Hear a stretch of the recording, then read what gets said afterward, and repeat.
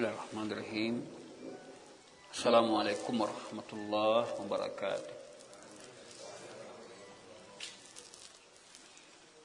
Innal hamdalillah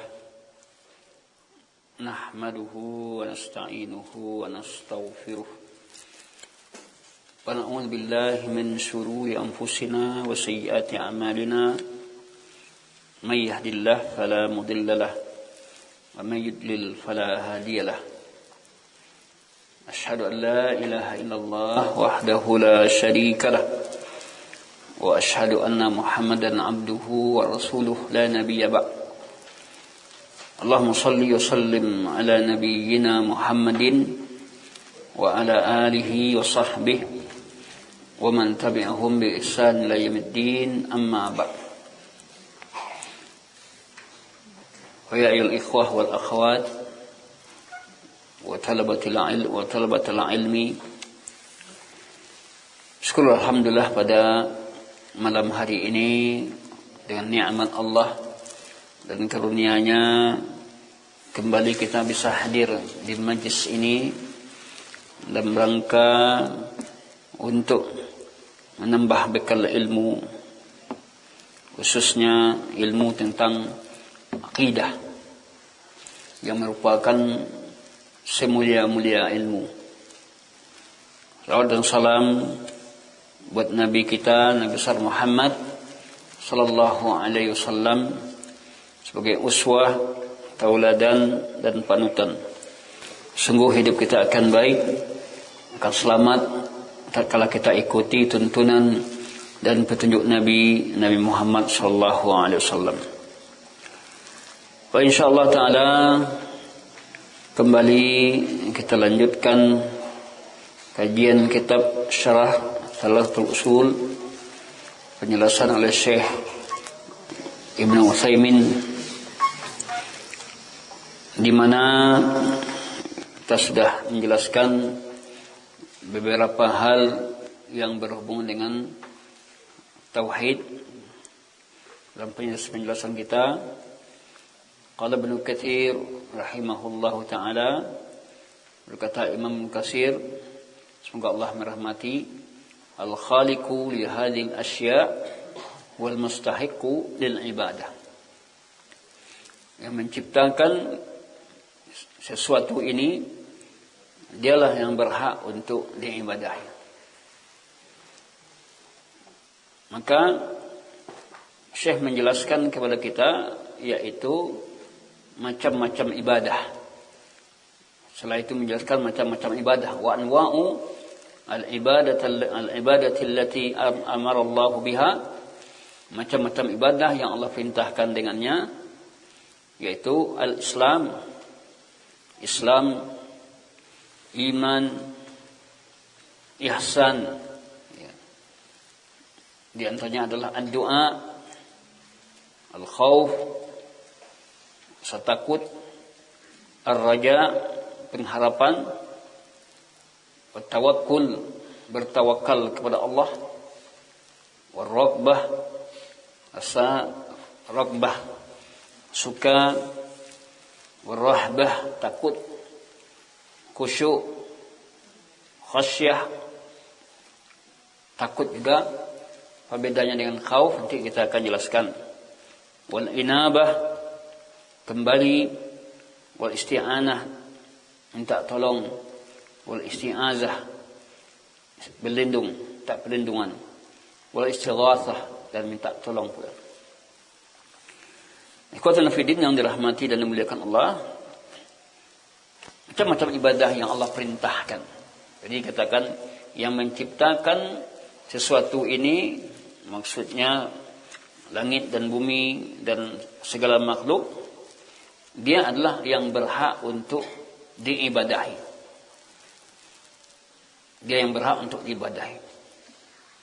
Maka kalau orang itu beriman betul, beriman dengan tauhid rububiyah, maka konsekuensinya dia akan beriman dengan tauhid uluhiyah. Dia sekarang macam-macam ibadah yang Allah perintahkan. Sebelumnya kita wajib untuk mengetahui makna ibadah itu. Saya Siapa yang hafal definisi ibadah dalam bahasa Arab?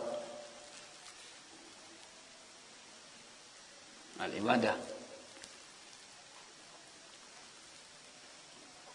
Pernah dihafalkan? Al-ibadah, ibadah cara bahasa artinya apa? Tunduk, patuh ya, pada perintah Allah. Ibadah ismun jami'un lima yuhibbuhu Allahu wa yardah min al-aqwal wal af'al az-zahirah wal batinah. Ini ibadah.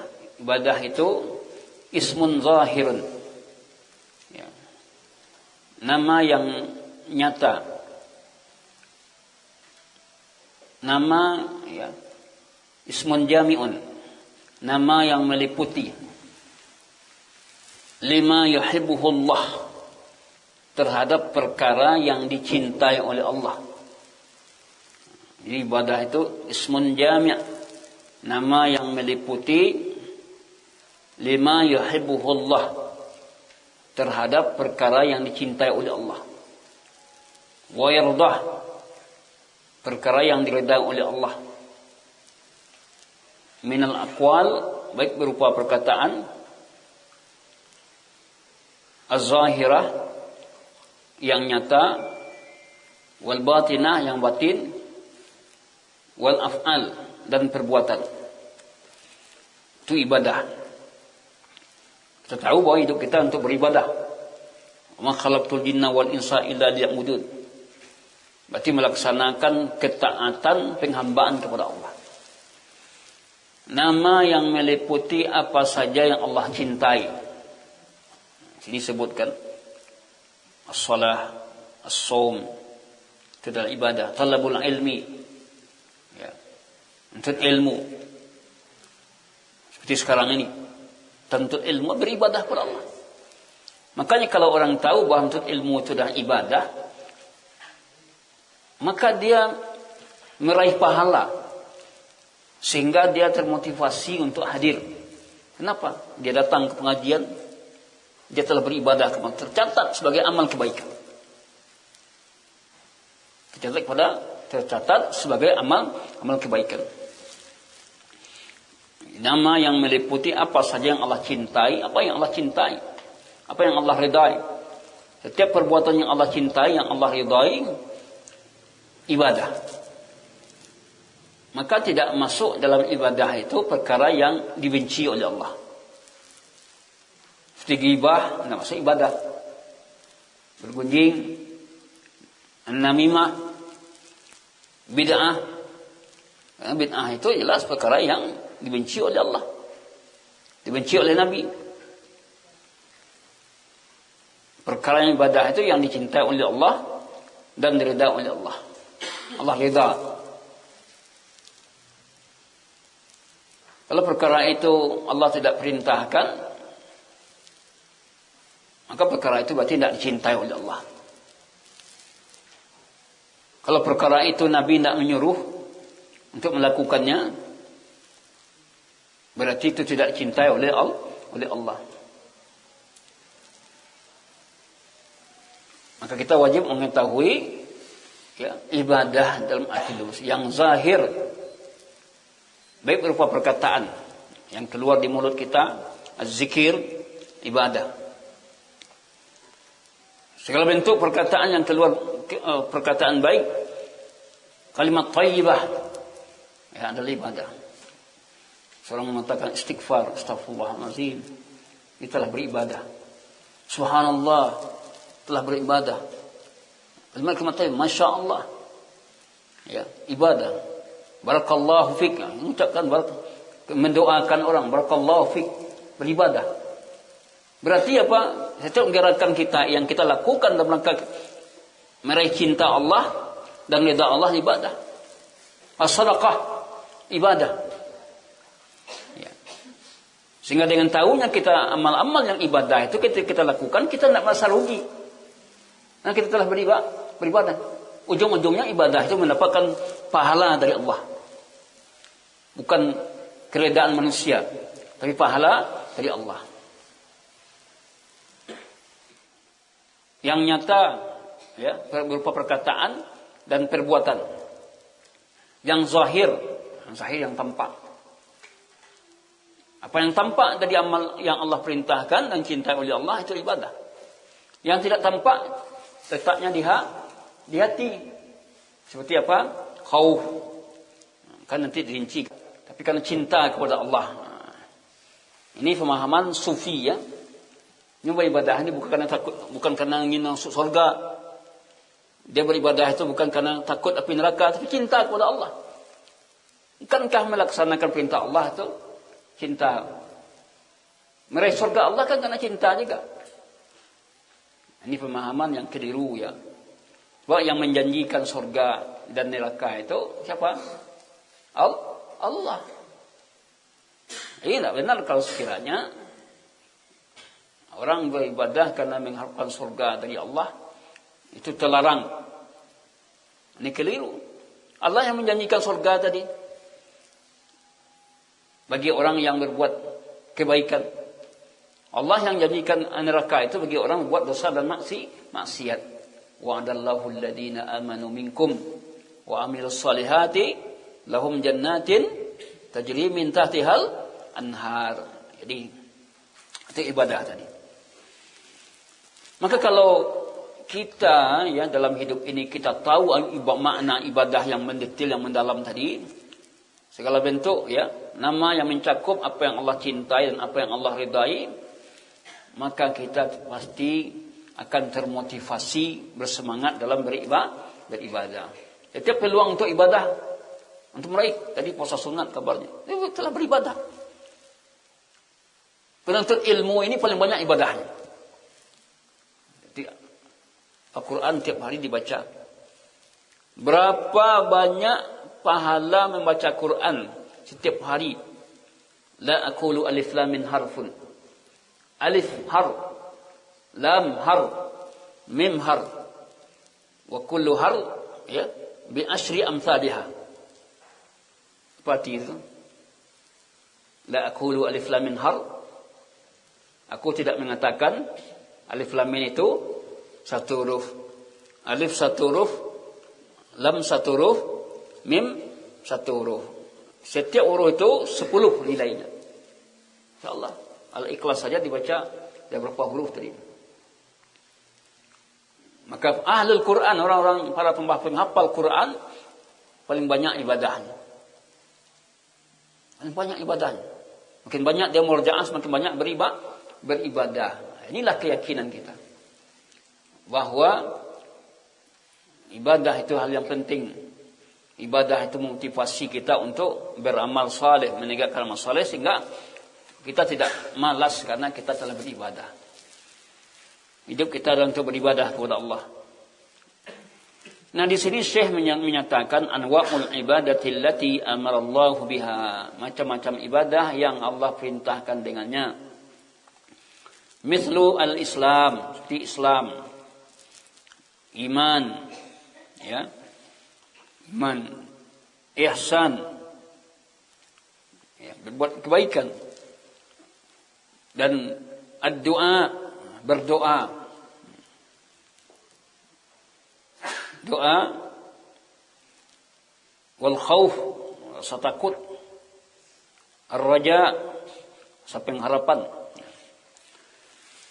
Nah, 3 ibadah besar. Wahai thalatha al-Islam, 3 yang utama ini yaitu Islam, iman, ihsan. Maka ini ada tingkatan dari Islam itu sendiri. Di Islam itu mempunyai 3 martabat.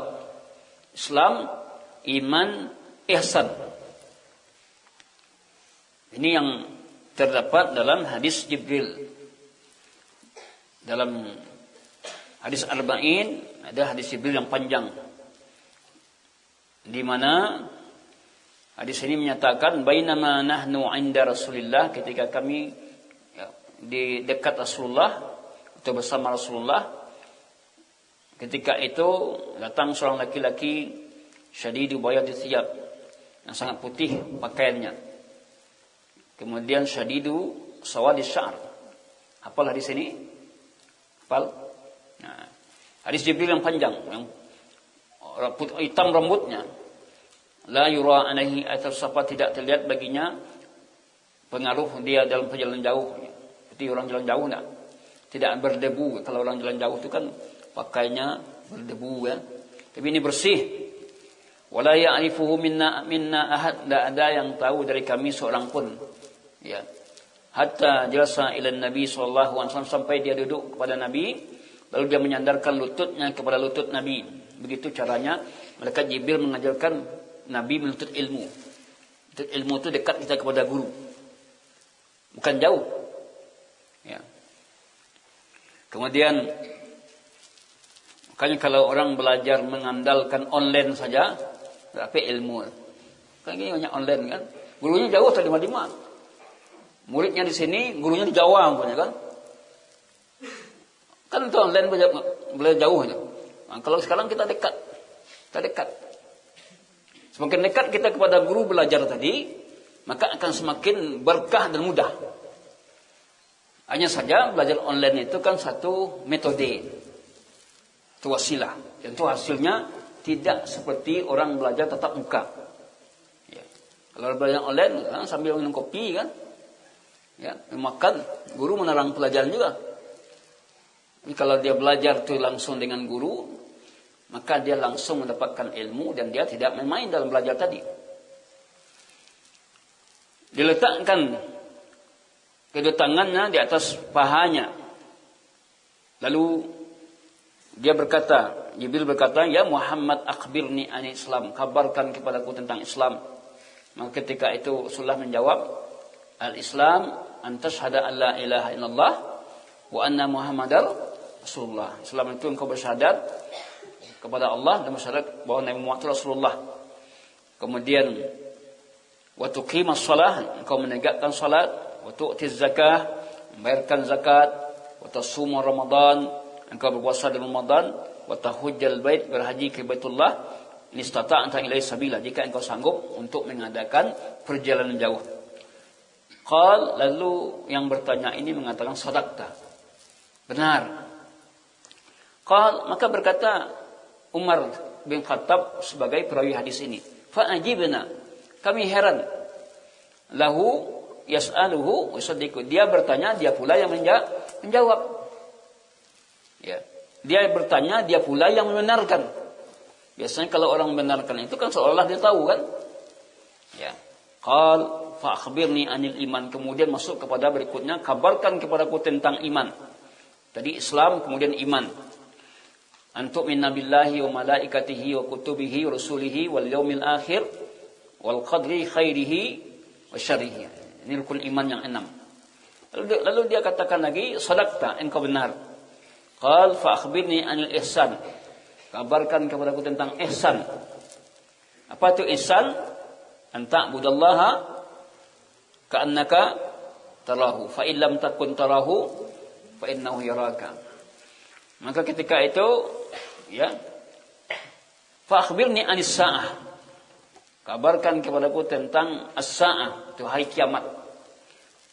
Lalu ketika itu Nabi menjawab, mal mas'ulu anha bi'a'lama minas sa'il, tidaklah yang ditanya lebih tahu dari yang menanya. Ya. Qal fa akhbirni, artinya tentang hari kiamat itu tidak ada yang tahu maksudnya. Tak ada yang tahu, yang bertanya tidak tahu, yang menanya tidak tahu, yang menjawab juga tidak tahu. Lalu fa akhbirni an alamatiha, an amaratiha, berikan kabar kepadaku tentang tanda-tanda hari kiamat. Antalidal amatu rabbataha, di mana budak melahirkan tuannya. Bagaimana budak melahirkan tuannya? Budak menikah dengan tuan. Jadilah anak tadi sebagai tuan. Wa antaral hufatal urata, engkau melihat orang yang jalan kaki, ya, kemudian al-urat yang tidak pakai pakaian, orang yang miskin, ya asyah, pengembala, Ya tatawaluna fil bunyan, berlomba-lomba membangun. Ini tanda hari kiamat. Orang miskin berlagak kaya. Ini miskin HP saja sekian harganya kan. Memang susah hidupnya. Tidak beli untuk beli kebutuhan dirinya seperti orang kaya. Ini tanda hari kiamat. Dia miskin, dibangun rumah yang mewah, pinjam uangnya ke sana kemari untuk mengangkat gengsinya. Malu dia kalau sekiranya rumahnya jelek. Padahal dia semuanya hutang. Itu akhir zaman. Tanda-tanda hari kiamat seperti itu. Dia nak mulai kecil miskin. Gengsi dia. Tak banyak kita lihat seperti itu sekarang. Pola hidup yang menyebabkan dia seperti itu jatuh. Ya, dia tidak mengetahui diri yang sebenarnya. Kalau di sini diumpamakan bangunan, bisa dikiaskan kepada yang lain. Ya. Dalam pola hidup juga demikian, makanan juga demikian. Ya.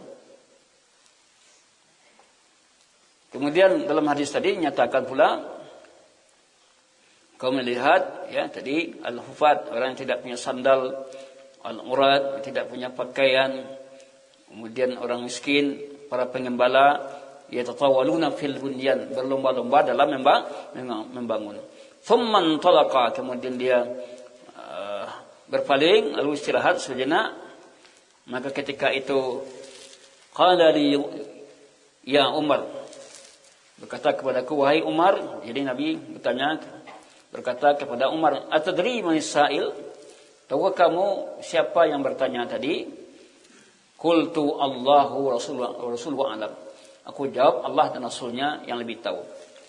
Di sinilah sahabat itu kalau nak tahu apa katanya, wallahu a'lam, atau Allah Rasuluhu a'lam. Kalau dia nak tahu dia katakan nak tahu. Dia nak mereka-reka. Dalam usul fikih mengatakan la adri. Saya tidak tahu, nisful ilmi, separuh dari ilmu. Tapi jangan dalam ujian itu dijawab. Tanya nanti ketika ujian kan, antum menjawab, saya jawab ada la adri karena ustaz mengatakan separuh dari ilmu. Ya separuh dari ilmu bukan separuh dari ilmu bukan separuh jawaban. Ya. Itu dalam hal-hal persoalan-persoalan, bukan dalam ujiannya. Kan dalam ujian nanti antum salah paham pula. La adri, saya tidak tahu. Jadi semuanya jawaban la adri. Berarti kalau 10 soal sudah betul separuh. Bukan itu maksudnya. Dalam ujian lain tidak. Tapi di dalam hal kalau ada masalah persoalan agama, kalau nak tahu kita ditanya kita nak tahu, kita katakan tidak tahu la adri. Tapi harus kita coba untuk cari tahu dengan bertanya ya, dengan kita belajar. Itulah tadi hadis Jibril yang menunjukkan 3 perkara pokok tadi. Ya, ketika itu Nabi bertanya kepada Umar, tahukah kamu siapa itu? Maka Umar menjawab, aku tidak tahu, Allah dan Rasulnya lebih tahu. Maka Nabi mengatakan, fa innahu Jibril atakum yu'allimukum dinakum. Bahwa itu adalah Jibril, dia datang mengajarkan kepada kamu ilmu kamu. Nah, di dalam bila kita lihat bagaimana Jibril datang tadi berpakaian bersih, itu pelajaran. Kemudian duduk dekat dengan guru. Jadi kita menuntut ilmu itu kita dekat duduk kepada guru kita. Kemudian bertanya. Di antara cara menuntut ilmu itu bertanya. Tapi tidak boleh bertanya seperti orang Yahudi.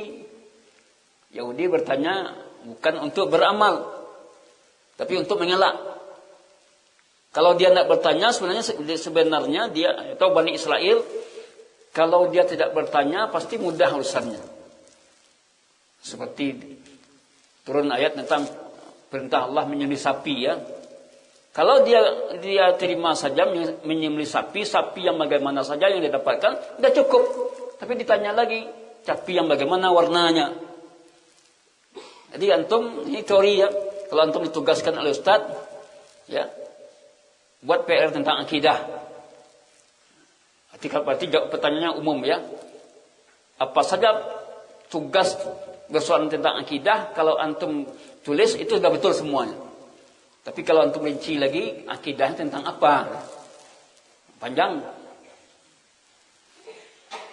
Jadi dalam hadis Jibril tadi, Masya Allah terdapat banyak pelajaran-pelajaran.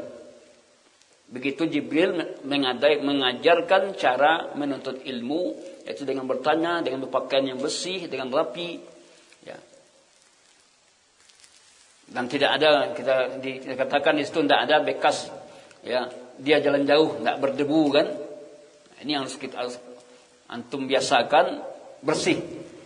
Ya. Kalau kita belajar itu ya kita mandi dulu, walaupun dalam panjang ini dingin ya.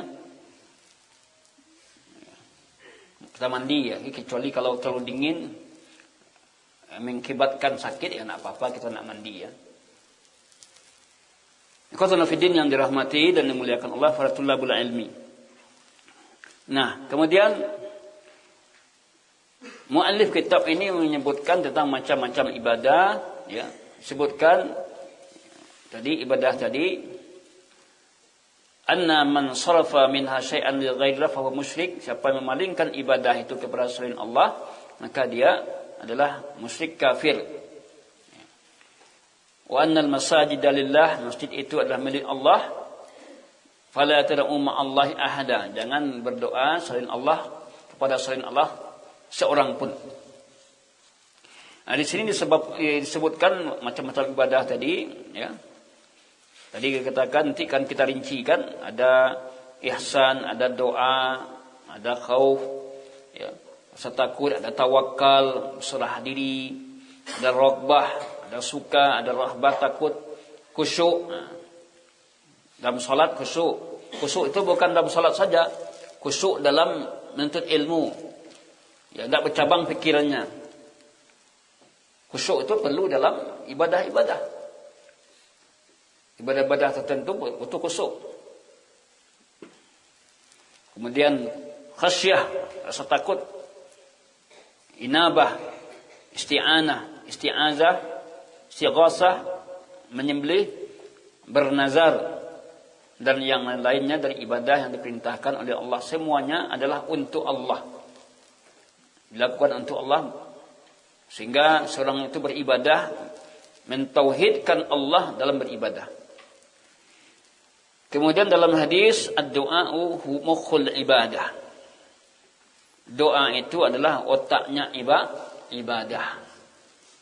Seluruh ibadah itu ya bersumber dari doa tadi, mukhul ibadah.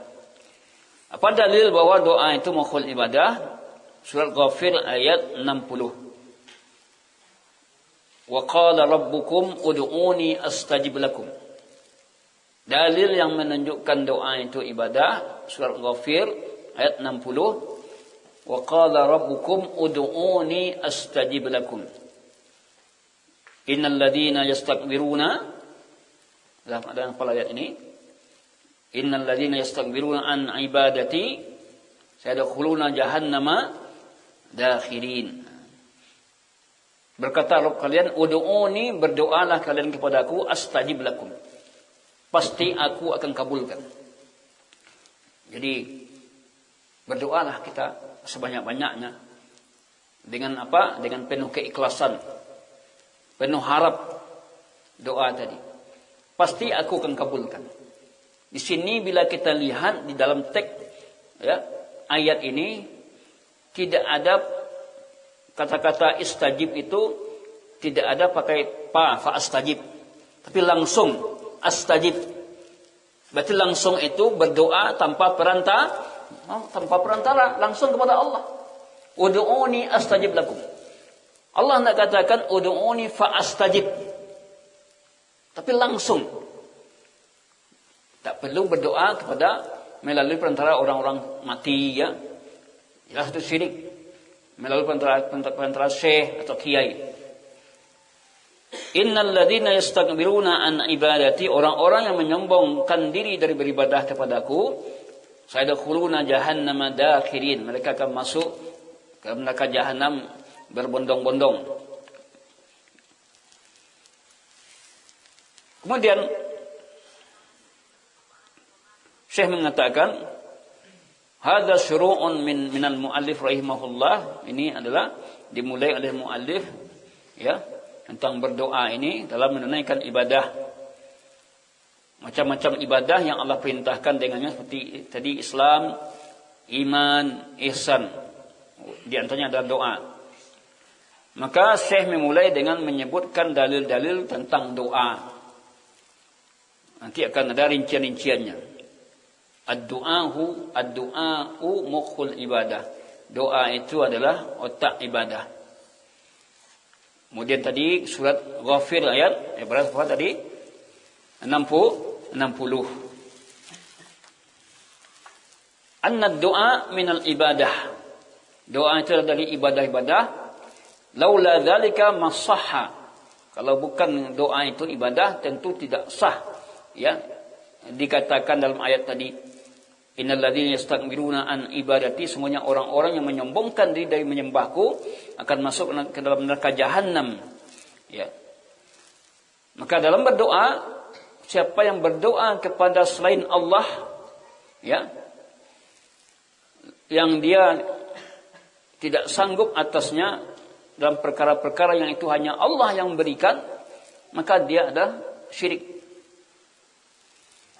Orang yang berdoa kepada selain Allah dengan sesuatu yang dia tidak sanggup kecuali hanya Allah, seperti berdoa kepada selain Allah tentang kesembuhan. Ya. Dia berdoa kepada seseorang, sembuhkan penyakit saya. Pak dokter, sembuhkan penyakit saya. Masalah menyembuhkan itu bukan urusan manusia. Maka kata-kata menyembuhkan itu kepada siapa dia minta? Kepada Allah. Tidak boleh dia minta kepada manusia. Jadi boleh kita minta kepada manusia nanti dalam hal-hal yang manusia itu sanggup untuk melakukan. Buatkan air, buatkan minum, buatkan makan. Ini manusia sanggup melakukan. Ya, contoh ada, tolong buatkan tonggak masjid ini. Ini sanggup manusia melakukan, minta kepadanya. Boleh. Tapi dalam hal yang tidak sanggup manusia melakukan, kita tidak boleh minta kepada makhluk. Kita minta kepada Allah saja. Rezeki juga demikian. Tak rezeki kepada Allah, bukan kepada manusia. Hidayah juga demikian. Tak hidayah pada manusia.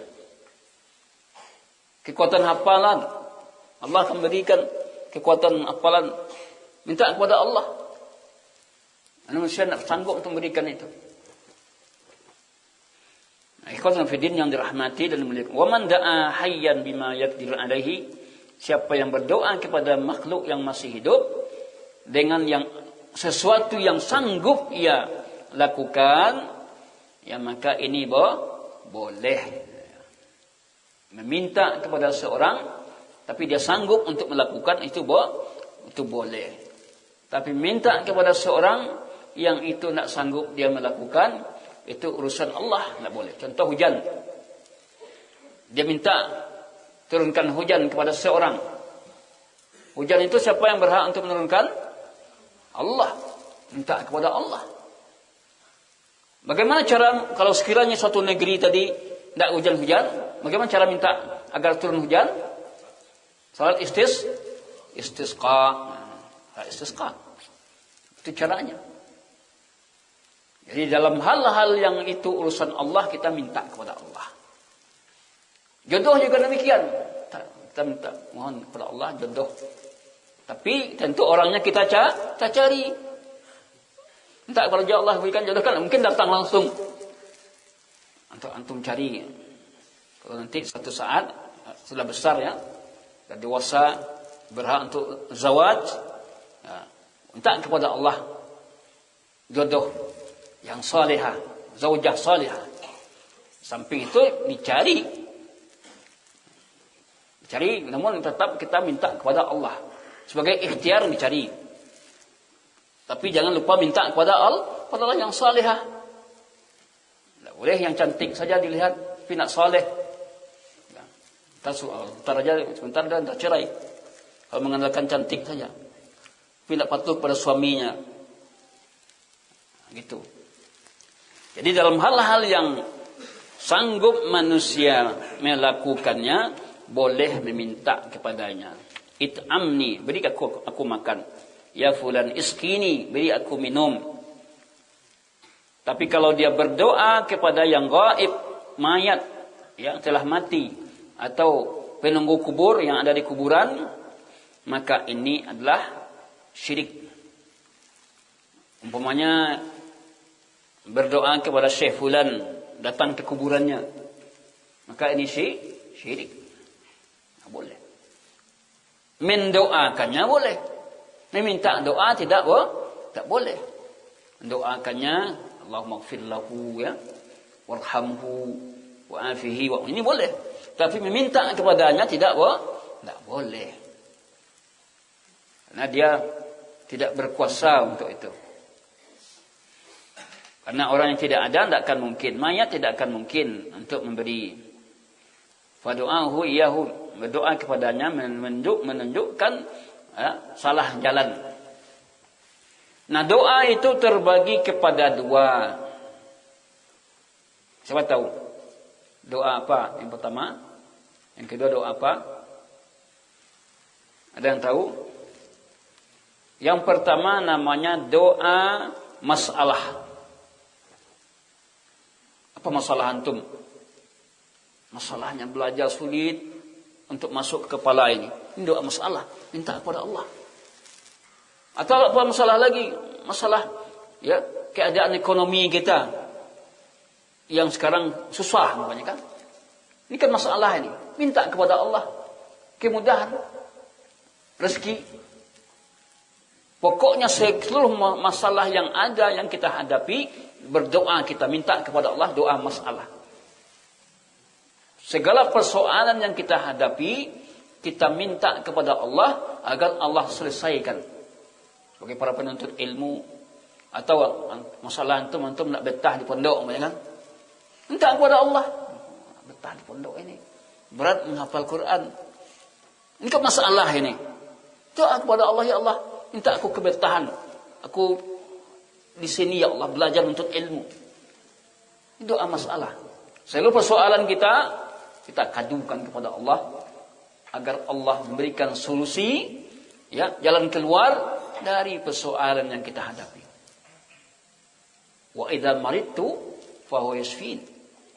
Apabila aku sakit, dialah yang menyembuhkan. Sakit satu masalah, minta kepada Allah kesembuhan. Doa masalah. Yang kedua namanya doa ibadah.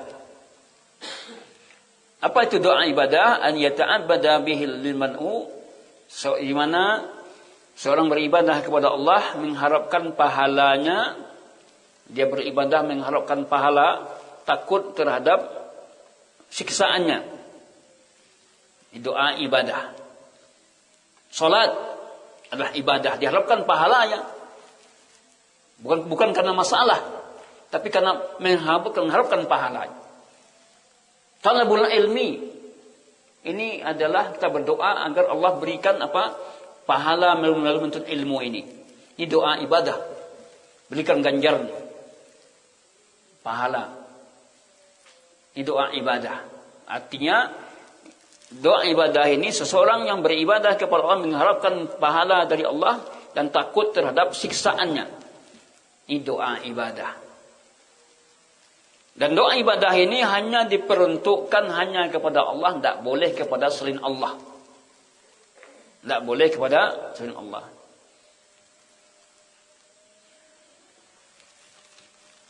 Kemudian khauf, dalilul khauf. Dalil adanya khauf, rasa takut. Firman Allah dalam surat Ali Imran ayat 175. Siapa yang hafal? Fala takhafuhum. Lanjutkan. Nah, fala takhafuhum wa khafuni in kuntum mu'minin. Jangan kalian takut kepada mereka, takutlah kepada Allah in kuntum mu'minin. Nah, fala takhafuhum wa khafuni in kuntum mu'minin. Jangan takut kepada mereka, takutlah hanya kepada Allah in kuntum mu'minin. Ini ibadah khauf. Takut dalam berbuat dosa, takut dalam berbuat maksiat. Takut dalam kemudaratan, bahaya dan segala macam. Allah melarang kepada hamba-hambanya yang takut kepada wali-wali syaitan. Takut hanya kepada Allah saja. Nah, takut ini para ulama tak membagi takut itu kepada 3 macam. Takut itu dibagi kepada 3. Yang pertama namanya takut tabi'i. Takut tabi'i namanya yang pertama. Tabiat. Takut hal yang biasa. Ini takut seperti antum nampak ular takut. Ini takut tabiat. Itu biasa. Kalau antum nampak hewan buas, kemudian tidak ada rasa takut antum, berarti tidak ada tabiatnya. Kalau dia takut melihat binatang buas, ini biasa. Rasa takut. Tabiat manusia takut kepada sesuatu yang membahayakan. Ya, takut kepada gempa, banjir. Tabiat manusia takut seperti itu. Takut kepada api. Ya, kalau dia mandi di tepi danau takut tenggelam. Itu biasa. Ini nama takut tabiat manusia. Tidak dicela. Yang dicela itu penakut. Nah, kalau penakut ya. Kalau hanya sebatas rasa takut boleh. Tapi kalau penakut, nak mau mandi takut nanti tinggal. Belum dicobanya lagi dia udah takut kan. Rasa takut itu boleh. Sebatas rasa takut, tapi tidak boleh takut yang berlebihan. Takut tabiat ini tidak dicela, ya. Sudah menjadi fitrah manusia, takut kepada hewan buas, takut kena api, kebakaran segala macam, takut tenggelam.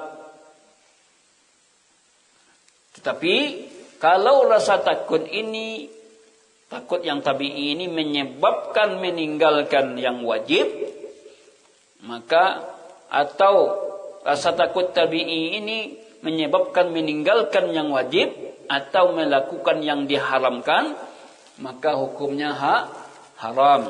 Ya. Contohnya dia takut ke WC, ya, ada hantu banyak kan, atau karena dingin yang berlebihan sehingga dia tidak mau sholat, kan meninggalkan yang wajib itu, tidak boleh. Rasa takut kalau menyebabkan meninggalkan yang wajib atau melakukan yang haram tidak boleh.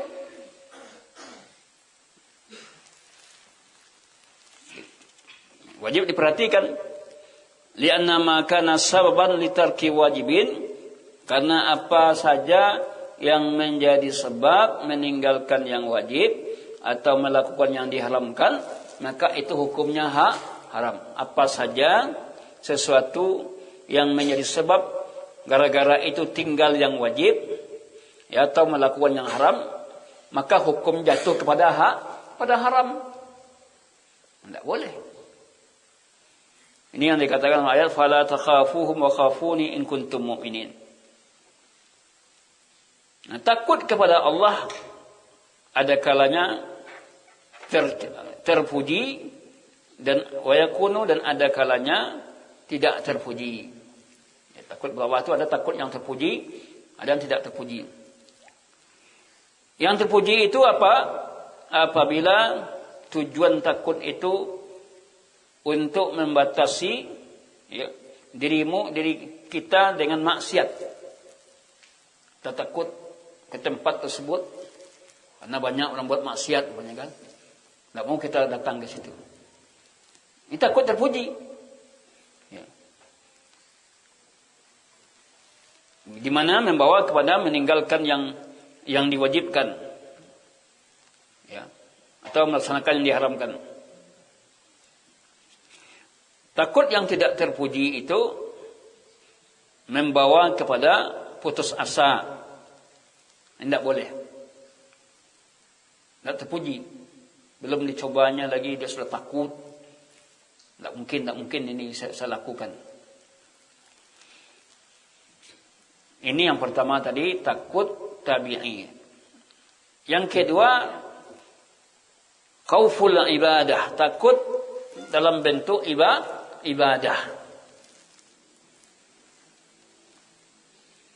Ay yakhafa ahadan, artinya apa? Seseorang yang takut yata'abbad bil khauf, ya. Yakhafa ahadan, seorang ya, yang dia takuti, dia beribadah dengan rasa takut, ya. Ini di mana takut ibadah ini tidak dilakukan hanya untuk Allah, ya, dan tidak boleh memalingkan kepada selain Allah. Khauf ibadah, dia beribadah hanya untuk Allah, takut dia meninggalkan, takut kalau dia berdosa dia tinggalkan ibadah tadi. Ini khauful ibadah. Yang ketiga, khaufus sir, takut yang sifatnya rahasia.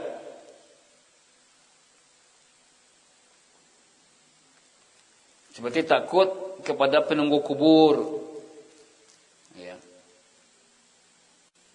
Sehingga dia kalau tidak ke kubur tadi, kalau dia tidak membawa makanan ke kuburan untuk sesajian, nanti akan jatuh datang ujian, datang bala, ya.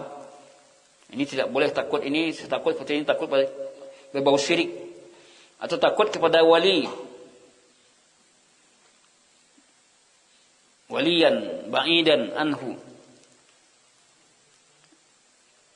Maka ulama menyebutkan takut seperti ini takut syirik, takut yang membawa kepada kesyirikan. Kemudian dalilul raja, itu tadi khauf. Kemudian yang kedua namanya ar-raja. Raja itu apa artinya? Pengharapan.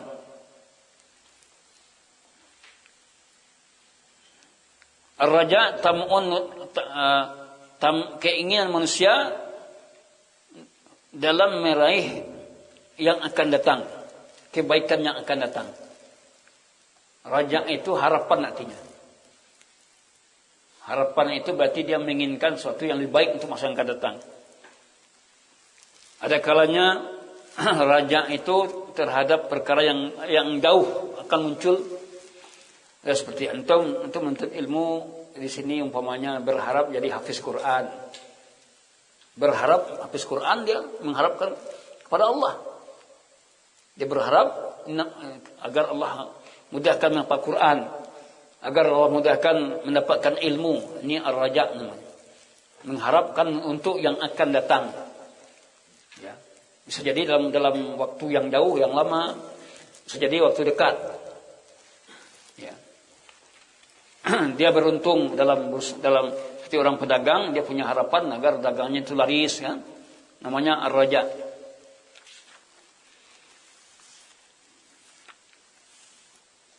War-raja mutadammin lizzul. Jadi kalau yang namanya raja itu mengandung ketundukan, kepatuhan. La yakunu illa lillah.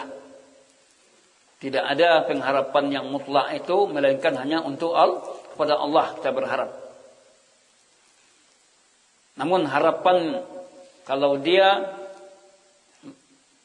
mempunyai harapan yang mutlak kepada manusia, maka ini tidak boleh. Jatuh kepada syirik. Berharap mutlak itu hanya kepada Allah, bukan kepada manusia. Kalau manusia nanti kalau kita berharap, ketika tidak tercapai keinginan itu, maka akan kecewa. Memalingkan harapan itu kepada selain Allah, syirik. Ya, jatuh kepada syirik. Ada kalanya syirik akbar, ada kalanya syirik asgar. Tergantung bagaimana hati manusia itu kepada harapannya tadi, kepada yang diharapkan.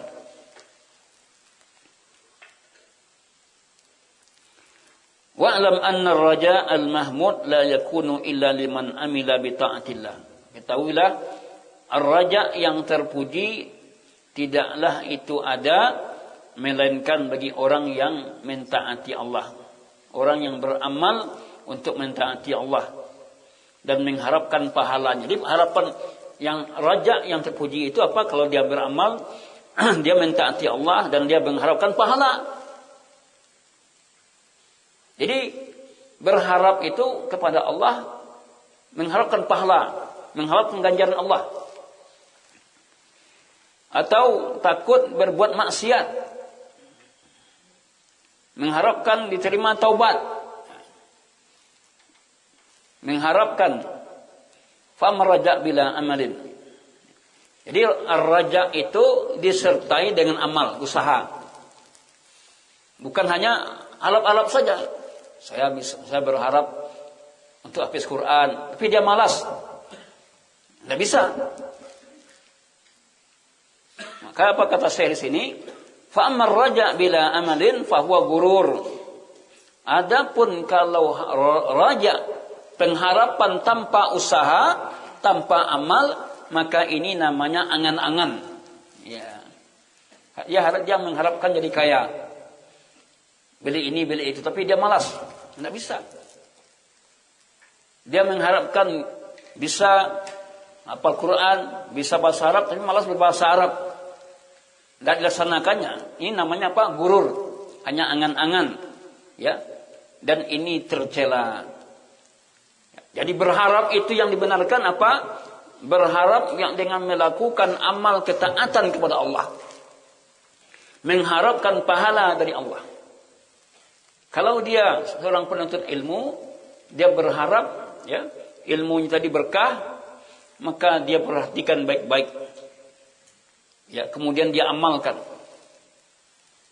Jadi harap yang hanya sebatas keinginan atau harapan tanpa usaha, maka ini apa namanya? Sia-sia. Sia-sia. Semua orang punya harapan. Tapi kalau harapan tadi tidak ada usaha yang ia lakukan, tidak bisa. Tidak bisa. Harus ada usahanya. Dia berharap bisa bahasa Arab, tapi ngomong malas. Tidak bisa. Belajar malas. Itu tadi makna ar-raja. Kemudian at-tawakkal, terakhir nomor 9 tentang tawakal, ya. Wa'lam anna tawakkul anwa', ketahui bahwa tawakal itu macam-macam. Tawakal lagi, dalil tawakkal. Wa 'alallah fatawakkalu in kuntum mu'minin. Surah Al-Maidah ayat 23. Dan hanya kepada Allah kamu berserah diri in kuntum mu'minin, jika kamu orang-orang beriman. Wa may yatawakkal 'alallah fa huwa hasbuh. Dalam surah At-Talaq ayat 3. At-Talaq ayat 3. Tadi surah Al-Maidah ayat berapa? 23 tentang tawakal. At-Talaq ayat 3, wa may yatawakkal 'alallah fa huwa hasbuh. Siapa yang bertawakal kepada Allah, Allah akan mencukupinya. Tawakal, kalimat yang ringan diucapkan. Tawakal itu mengandung dua unsur. Yang pertama, ya, tawakal itu bersandar kepada Allah dalam mendapatkan manfaat. Ini dia. Bersandar kepada Allah dan mendapatkan manfaat dan menolak bahaya. Ini dua. Nah, dalam mendapatkan manfaat yang kita inginkan, kita sandar kepada Allah. Menolak bahaya juga bersandar kepada Allah. Ya. Ma'al akhdhi bil asbab, diikuti dengan usaha. Ingin punya anak, bagaimana caranya? Nikah kan? Sedangkan nikah itu belum tentu dapat anak. Anak-anak itu Allah yang punya kuasa. Sandar kepada Allah. Ingin kita sukses, berhasil, ada usaha kita. Kemudian jangan hanya usaha saja yang kita andalkan, tetapi apa? Hendaklah bersandar kepada Allah. Ada orang ya punya kemampuan yang kuat, ya. Usahanya betul-betul kuat, tapi dia tidak bersandar kepada Allah. Jelas tidak bisa. Ada orang yang bersandar kepada Allah, ya. Usaha tidak Tidak bisa. Kedua-duanya harus dilakukan. Usahanya, kerja kerasnya, kemudian dia serahkan kepada Allah setelah itu. Begitulah tawakal tadi. Tawakal tanpa ada sandaran kepada Allah, jelas ini adalah maksiat dan jatuh kepada syirik. Kalau dia bersandar kepada kemampuannya dan tidak kepada Allah, jatuh kepada syirik. Ya. Bersandar kepada Allah tapi tidak ada usaha, jatuh kepada fasik, kefasikan. Ini perlu diperhatikan. Jadi tawakal itu adalah ibadah. Dan tawakal itu ibadah hati, nggak nampak hati kita. Maka antum penuntut ilmu semuanya kita bersihkan hati kita. Dari mana? Dari kesombongan, dari maksiat, ya, dari hasad. Kalau hati kita ada bersih, maka ilmu itu akan datang. Bersihkan hati kita dari adab-adab yang jelek. Ada beberapa kejadian baru-baru ini di sebuah daerah, bukan di Sumbar. Seorang anak pesantren membunuh gurunya. Gurunya dibunuh. Auzubillah min dzalik. Sampai segitu ya. Karena dia dendam kepada gurunya. Ini menunjukkan apa? Gawat sekali kalau begitu. Gurunya yang berjasa itu dibunuhnya. Yang dibunuhnya ya, perempuan lagi. Karena dia dendam pada gurunya, pernah dia bersalah lalu dijemur oleh gurunya tadi. Dia dendam. Ini menunjukkan tidak ada adabnya. Walaupun guru kita itu pemarah, kita tetap sabar ya. Boleh kita ada dendam pada guru kita, tidak boleh. Boleh kita dendam pada guru kita. Kita perlu adab-adab dalam ilmu tadi, perlu belajar. Ada belajar adab-adab untuk ilmu sini? Ada. Nah, coba ajar. Kalau tidak ada adab kita menuntut ilmu tidak akan berkah. Ya. Tidak akan dapat berkah. Kembali kepada tawakal tadi. Tawakal itu ada beberapa macam. Yang pertama, at-tawakkul 'ala Allah. Ya. Tawakal kepada Allah merupakan tamamul iman. Ada tanda-tanda keimanan dan tanda kejujuran seorang. Maka tawakal itu wajib diterapkan. Jadi tawakal kepada Allah tanda-tanda keimanan. Orang yang beriman dia bertawakal kepada Allah. Kalau tidak ada tawakal kepada Allah, ya maka tidak benar imannya. Tidak sempurna iman seorang kecuali dengan bertawakal. Tawakul sirri, ya, tawakal yang sifatnya rahasia, ya'tamid bersandar ala mayyitin, ya. Dia menyerahkan dirinya kepada mayit, orang telah mati, dalam mendapatkan manfaat dan menolak bahaya. Ini tawakal yang jatuh kepada kesyirikan. Dia bersandar kepada orang telah mati. Mungkin itu syekhnya, kiainya, minta tolong kepadanya. Ini tawakal yang syirik. Seolah ya orang yang mati tadi mampu memberikan manfaat, mampu memberikan mudarat. Kemudian yang ketiga, at-tawakkul 'alal ghair, bertawakal kepada orang lain fima yatasarrafu fihi al-ghair. Bertawakal kepada orang lain pada yang yatasarraf fihi al-ghair, mampu orang lain tadi melakukannya ma'asy'ur, ya, disertai dengan ketinggian martabatnya.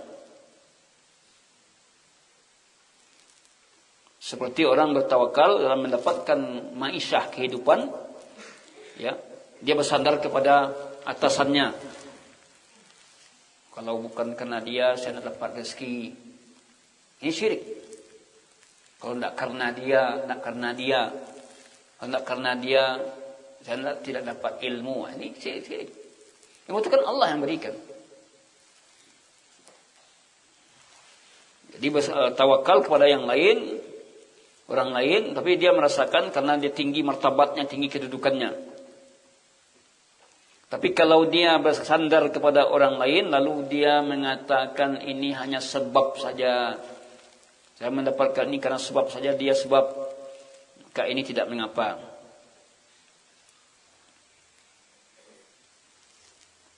Kemudian yang keempat, tawakal kepada yang lain sebagai wakil yang mampu untuk melakukan, maka ini boleh. Seperti orang mewakilkan, Nabi pernah mewakilkan untuk memungut sedekah kepada petugas. Ini kan dia bersandar kepada, tolong kerjakan ini boleh. Nabi mewakilkan dalam menetapkan pembunuh yang akan dibunuh, mewakilkan kepada orang-orang tertentu untuk melakukan, maka ini boleh.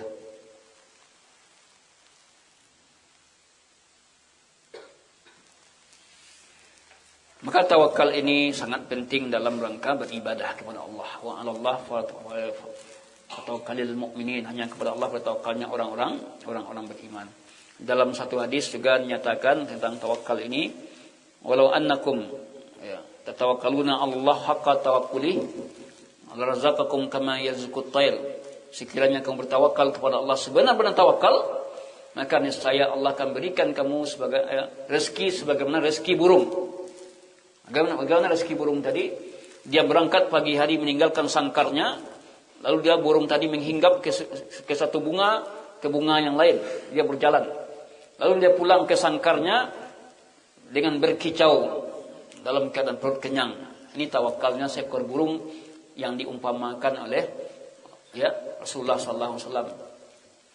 Burung adalah makhluk yang dia bekerja, berusaha, dia meninggalkan sangkarnya untuk cari makan. Burung tidak punya makanan cadangan. Kalau ada orang bekerja 1 hari 2 hari bisa untuk seminggu kan. Kalau burung enggak, burung itu dia untuk mencari kehidupannya hari itu untuk hari itu burung tadi. Dia tidak punya makanan cadangan. Ini tawakal burung tadi. Jadi enggak usah takut. Burung saja diumpamakan, sekiranya Anda bertawakal kepada Allah, tawakallah seperti tawakal seekor burung. Dia berangkat di pagi hari meninggalkan sangkarnya dalam keadaan perut kosong. Kemudian dia hinggap dari satu bunga ke bunga lain untuk mencari kehidupan. Lalu dia pulang ke sangkarnya berkicau dalam keadaan perut kenyang. Itulah tawakal seekor burung tadi. Maka demikian juga kita sebagai seorang muslim bertawakal kita dalam semua urusan kita, dalam menuntut ilmu semua kita bertawakal kepada Allah untuk mendapatkan itu, sehingga lama-lama Allah akan mudahkan urusan kita dengan bertawakal tadi. Wallahu a'lam bishawab. Ini yang bisa saya sampaikan kaji kita. Akhirul kalam, subhanakallahumma bihamdik, asyhadu an la ilaha illa anta, astaghfiruka wa atubu ilaik. Assalamualaikum warahmatullahi wabarakatuh.